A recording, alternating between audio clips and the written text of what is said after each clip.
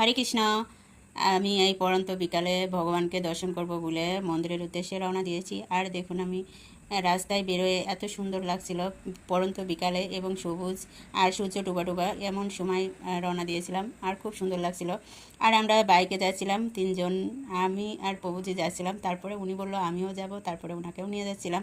দেখুন তিনজনে উঠে মন্দিরের উদ্দেশ্যে রওনা দিয়েছি। আর খুব ভালো লাগছিল পড়ন্ত বিকাল, খুব এটাও আবহাওয়াটাও খুব সুন্দর ছিল, কোথাও কোনো রোদ ছিল না। আর সূর্য ডুবা ডুবার সময় তো অনেক ভালো লাগছিল দেখতে। আর আমরা খুব আনন্দ করে যাচ্ছিলাম, যেতে যেতে সবাই মিলে গল্পও করছিল। আর গল্প করতে করতেই মন্দিরের উদ্দেশ্যে রওনা দিয়েছি। আর দেখুন তো কিছুক্ষণের মধ্যেই আমি মন্দিরে চলে এসেছি। আর দেখুন জগন্নাথকে আজ লাগছে, ওয়াও, খুব সুন্দর লাগছিল জগন্নাথ বলদেব সুভদ্রা মহারানীকে। আর দর্শন করে খুব শান্তিও লাগলো। অনেক দিন পর পর ভগবানকে দর্শন করা হয়, কারণ আমরা তো প্রতিটা মুহূর্তে যাইতে পারি না। আর দেখুন রাধা মাধবেরও খুব সুন্দর করে সাজানো হয়েছে, আর নীল ড্রেস পরানো হয়েছিল ভগবান। হরে কৃষ্ণ।